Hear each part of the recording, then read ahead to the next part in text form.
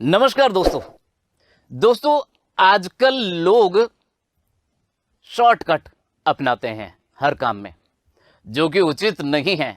हम क्या करते हैं, समस्याएं हमारे जीवन में आती हैं और उन समस्याओं से बच करके निकलने का प्रयास करते हैं, जबकि ऐसा नहीं होना चाहिए। समस्याओं का डटकर मुकाबला करें, समस्याओं को दूर भगाएं और आगे बढ़ें।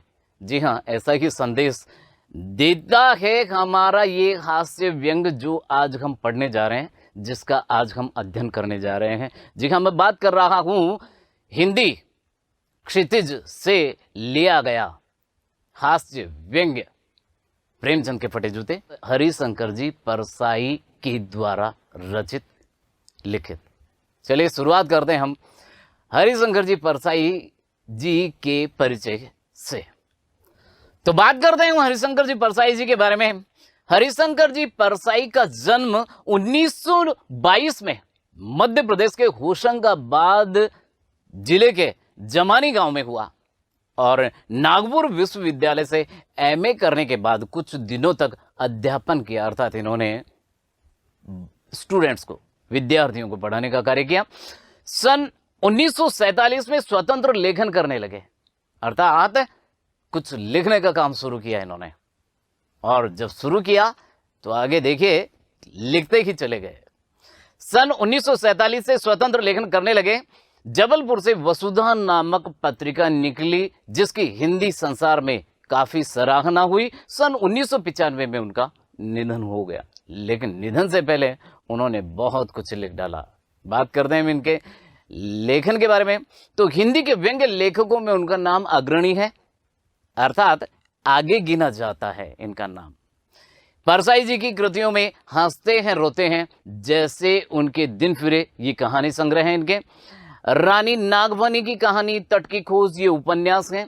और तब की बात और थी, भूत के पांव पीछे, बेईमानी की परत, पगडंडियों का जमाना, सदाचार का ताबीज, ढेर सारी रचनाएं हैं इनके। शिकायत मुझे भी है और अंत में ये निबंध संग्रह है। वैष्णव की फिसलन, तिरछी रेखाएं, ठिठुरता हुआ गणतंत्र, विकलांग श्रद्धा का दौर, ये व्यंग्य संग्रह हैं इनके।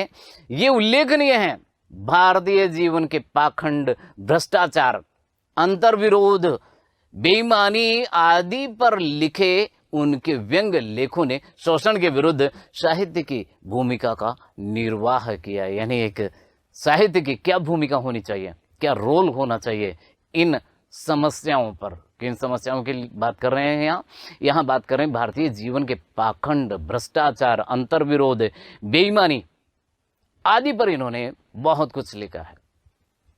चलते हैं आगे, बात करते हैं इनके लेखन के बारे में।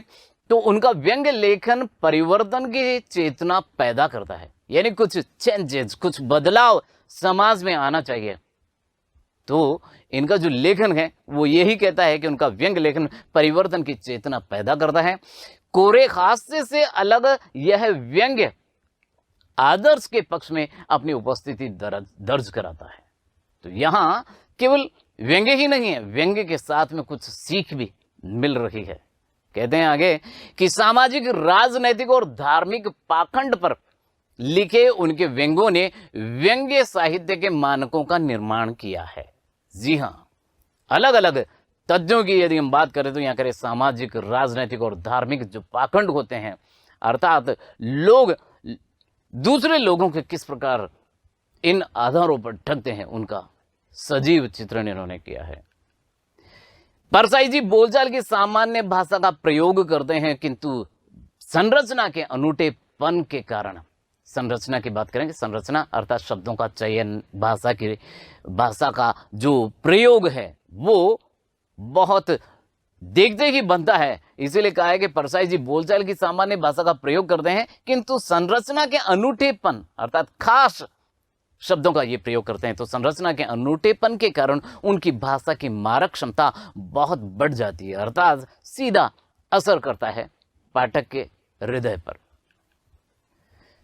प्रेमचंद के फटे जूते, यहां जो व्यंग्य लेख है उसके बारे में बात करते हैं कि ये जो निबंध है इसके बारे में कहा है कि प्रेमचंद के फटे जूते शीर्षक निबंध में परसाई जी ने प्रेमचंद के व्यक्तित्व की सादगी के साथ एक रचनाकार की अंतर्भेदी सामाजिक दृष्टि का विवेचन करते हुए आज के दिखावे की प्रवृत्ति पर और अवसरवादिता पर व्यंग्य किया है कि आज किस प्रकार लोग दिखावा करते हैं, किस प्रकार अंदर कुछ भी न हो तो भी बाहर बहुत कुछ प्रकट करते हैं। और अवसरवादिता का मतलब जैसे कि मौका मिले साध लिया।